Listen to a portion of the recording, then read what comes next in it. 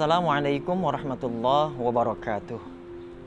Alhamdulillahirabbil alamin alladzi nazzalal furqana ala 'abdihi liyakuna lil 'alamin nadhira. Allahumma fashalli wa sallim wa barik ala sayyidina Muhammadin wa ala alihi washabbihi wa barik wa sallim ajma'in, amma ba'du. Pemirsa Lentera yang dirahmati Allah, alhamdulillah kita bertemu lagi pada episode Lentera yang ke-17. Kalau pada episode yang lalu kita telah sama-sama membahas tentang keutamaan para pembaca Al-Quran, maka pada kesempatan kali ini kita akan berbicara tentang kewajiban kita terhadap Al-Quran. Sebagaimana kita tahu bahwa di antara hal-hal yang dilakukan oleh umat Islam terhadap kitab sucinya adalah dengan banyak membacanya. Lalu ketika kita sudah mampu membacanya dengan baik, sesuai dengan kaidah-kaidah tajwid dan makharijul hurufnya, lalu apakah selesai sampai di situ? Tidak.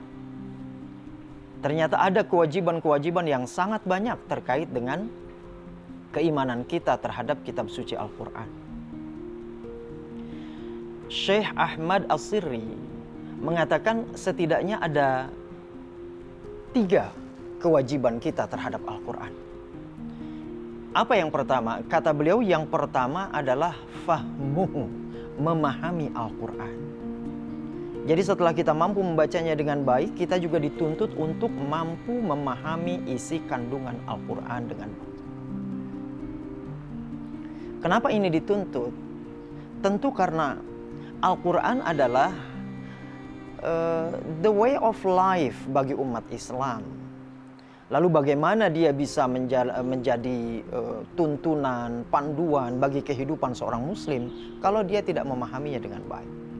Maka di antara cara supaya kita memahami Al-Quran dengan baik adalah dengan membaca tafsirnya. Tidak cukup kita hanya membaca terjemahnya lalu kita mengetahui artinya, lalu kita bisa mengamalkannya. Tidak. Bisa tersesat kita kalau hanya melakukan itu. Maka penting bagi kita untuk berusaha memahami Al-Quran dengan baik melalui bacaan kita atas tafsir-tafsir yang ditulis oleh para ulama terdahulu. Kemudian setelah memahaminya, apalagi tugas kita? Setelah kita memahaminya, kata Syekh Ahmad As-Sirri adalah wal amalu bih, kita beramal dengan Al-Quran. Jadi apa yang diperintahkan oleh Al-Quran kita lakukan, apa yang dilarang oleh Al-Quran kita tinggalkan. Sehingga Al-Quran itu betul-betul terimplementasi dalam kehidupan kita sehari-hari. Sangat banyak dalam Al-Quran ayat-ayat yang berisi perintah.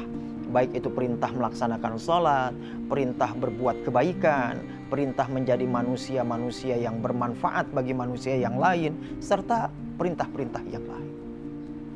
Maka mengamalkan isi kandungan Al-Quran adalah tuntutan berikutnya setelah kita memahaminya. Lalu setelah kita berusaha mengamalkan isi kandungan Al-Quran itu dengan baik, semaksimal yang kita bisa, cukupkah sampai di situ? Tidak. Ada yang ketiga.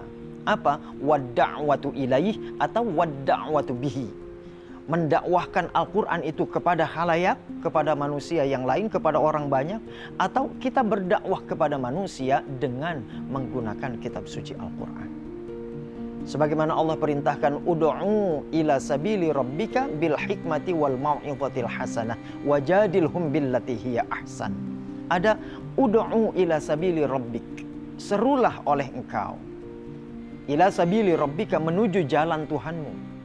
Bil hikmah. Apa pengertian bil hikmah ini? Kata ulama, yang dimaksud dengan bil hikmah adalah bil Qur'ani was sunnah.